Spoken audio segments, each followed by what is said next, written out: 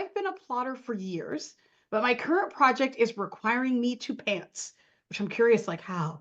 But I understand. Sometimes you just got to do it. I'm super nervous about it, and I can't seem to just relax and play. Weirdly, we were just here, but let's talk about more like how do you relax if you're used to like for some people, I think, not to answer the question I just said, but like I think there is safety in the ritual of like structure. And Yes. so if you're part of the way that you feel safe to create is by building a structure, then what do you do if you're being asked to create in an unstructured way that basically makes you feel like you now have no guardrails and you can't let go because it feels like then you just have nothing to grab onto. Um, I think about how they help somebody who has agoraphobia.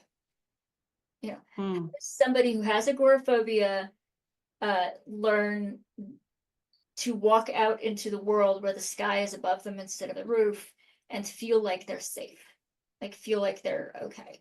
And I'm aware that agoraphobia is actually a lot more about social things rather than physical, like afraid of being in the open, for a lot of people. But the idea that you look at those techniques, how do we learn to be okay with a thing that inherently makes us feel unsafe, makes us feel unsafe, even though it's not actually dangerous. And looking at those OCD techniques and how do we acclimate ourselves to it. And they often use a process of small exposure, exposure in a little way that isn't the important exposure. And so if you feel like you need to have guardrails off in your main project, practice no guardrails in a free write or something else that lets you play with no like if you get it wrong, nobody cares. So that makes it easier to, and the practice at not having the rails means that when you then go to the thing that matters to you and you have no rails, you feel a little more confident about having no rails. Oh, I like that. Yeah. I also wonder if like knowing that you can create, you can build it late like later. So Yeah. I wonder if you're like, okay, I just got to write and write and write and write.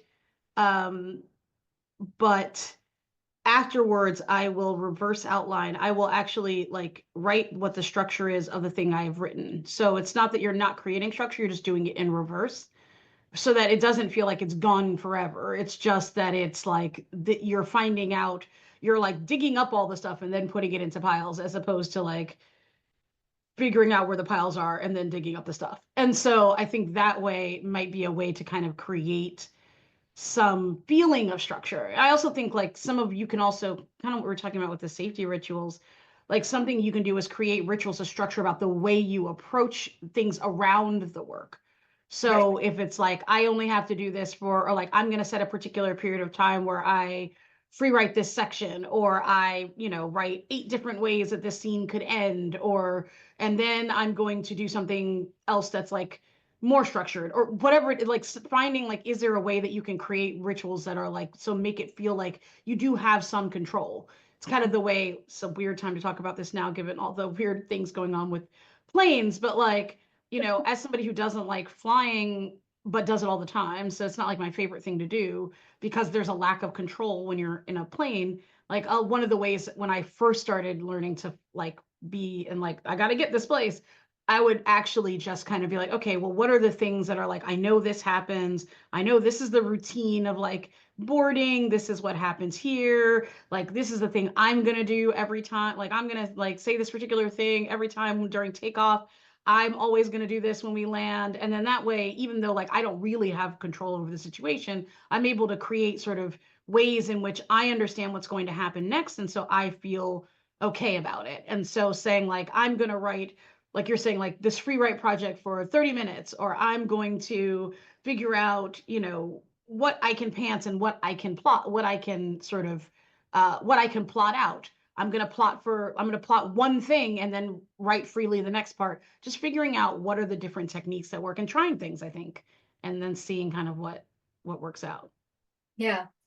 Another thought I was having as you were talking is if you have been habitually a plotter, that means you have learned and internalized what the structure looks like.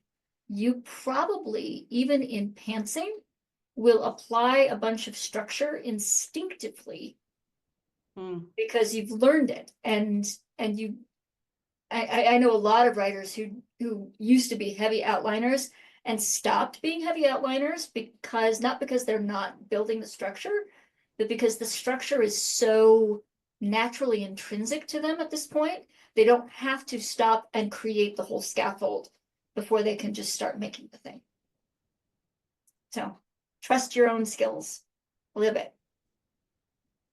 Agreed. All You right. got this. We believe. You do. You got this. Go for it.